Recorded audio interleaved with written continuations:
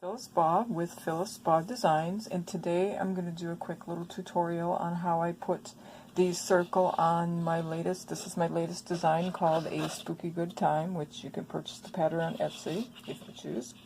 But anyway, these surfaces sometimes can be difficult to work with, so I thought I would do a quick little video on how I actually put that circle on there. Thought that might be helpful. So, a little bit about how I purchase and where I purchase my ornaments. I usually just purchase these at the dollar store. These are the big, large ornaments they have at every holiday. The Dollar Tree, it's called. They come in a flat finish like this, or they also come in a shiny finish like this. I prefer the flat finish because with the shiny finish you always have to hit it with a quick coat of matte finish sealer so that you can draw on it with your pencil, because obviously you can't draw on the shiny surface. The tops are different on some of them too. You'll find some have these larger tops like this, and some have the smaller tops like this. It really doesn't matter which one you purchase, they will all work the same. Some of them have a seam in the side here. I hope you can see that on the camera. And some of them do not actually have a seam there. So when you have a seam like this, you have to be careful when you're putting your circle on that you get it centered in between that seam and the edge of the roll of the tape. So you got to make sure you have equal distance, or pretty close anyway, all the way around the ornament. It takes a little bit to get it, but once you get it, it usually works out pretty well. And let me see.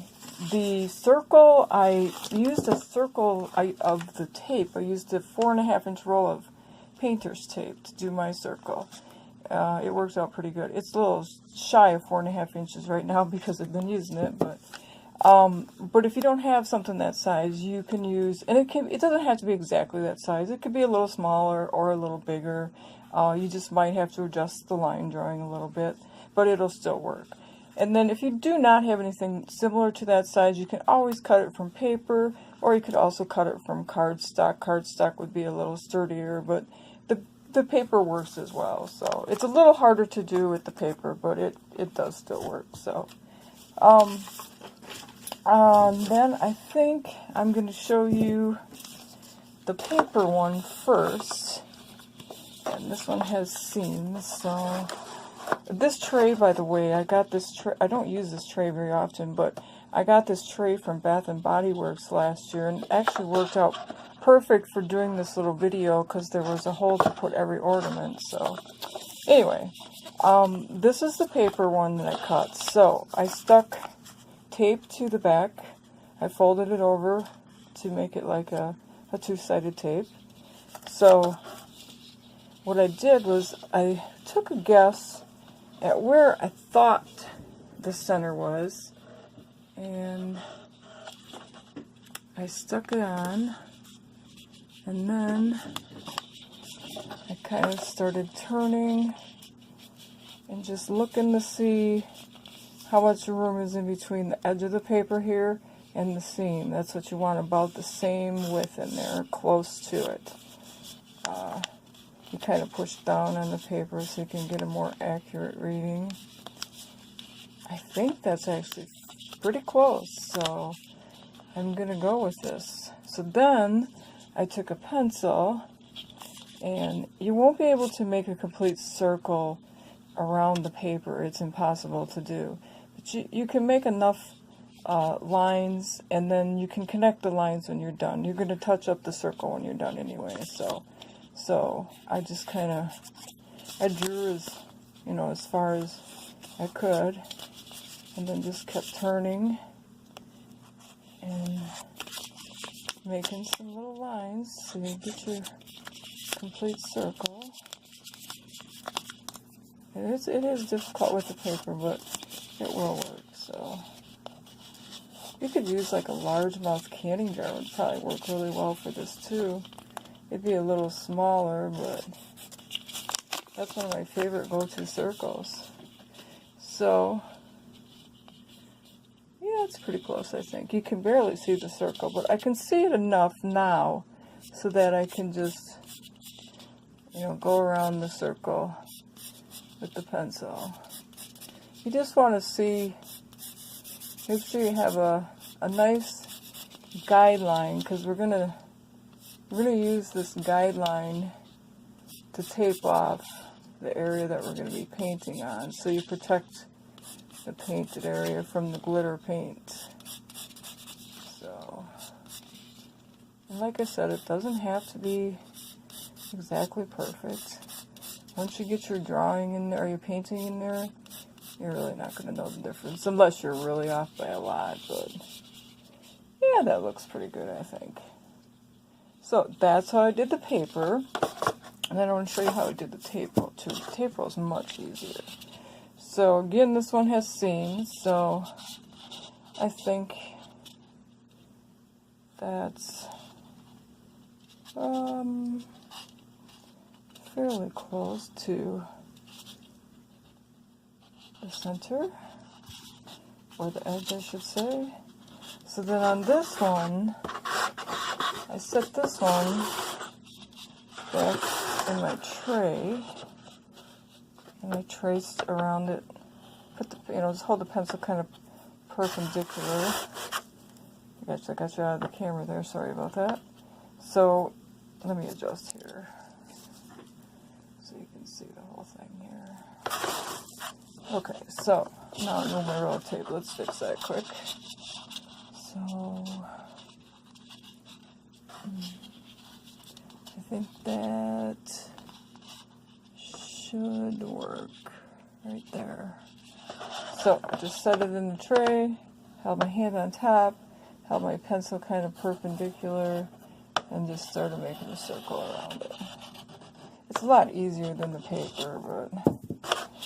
And then, same thing, I just connect all the dots, so to speak. Connect all the lines, I guess I should say. Just touch it up, make your complete circle, and then we're going to start taping it up. So, you get the picture, that's how you do those. Then I took the roll of painter's tape, which I have some pre-cut pieces here, so, and I began, we want to protect this part where we're going to be putting our painting. So I began taping on the line that we just created there. And you can actually get a pretty nice, you can lay it out into a circle fairly nice by just folding over the edges where you need to. So when it doesn't go anymore around, I just folded it over basically. So keep on until you come all the way to the end of the circle. Okay. There I got a little of an overlay there, so I'm just going to push that in with my finger now. And just push it back down. Like I said, it doesn't have to be exactly perfect, so don't stress over that. So let's put one more on. I already have one done, so I'm not going to finish this whole thing, but you get the picture of how it's done. So then when you get all the way to the end, then I just began taping in the center here until I filled it all in. And then it looks, I took it outside, hung it on my line outside that I have for spray painting my ornaments, and I spray painted it. As you can see, I cracked this one. They will crack if you drop them. If you drop them hard, they will crack. Anyway, so I spray painted it with a couple coats of blue. It was just a cheap Walmart brand I bought. And this is the front part where we just finished taping it. So then I let that dry really well, and then I took it back outside and I sprayed a couple of coats of the blue glitter over the top of that. This is really pretty glitter, it really is. So then so this is our completed ornament here. I just peeled all that tape off of the front. And then we have a nice surface for our painting. And we didn't get any glitter all over it. It usually comes off fairly easy. I usually don't have much trouble getting it off. So, a Yeah. And then, once we got that all done, now I want to protect the glitter surface from my painting. So, and the only reason you would really need to pull it off is if your painting come up, you know, because I think on the Halloween one, I had the tree comes off the side there, so. Otherwise, I leave it on until I'm done. So then on this, you just tape off the glitter edge in the same way you did the other one. And then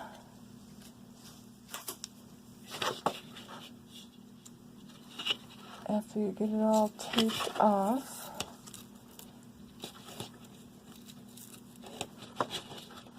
so just finish it all the way around and you can begin painting on that. And I do want to say on my Spooky Good Time, I used an orange crayon glitter on that one.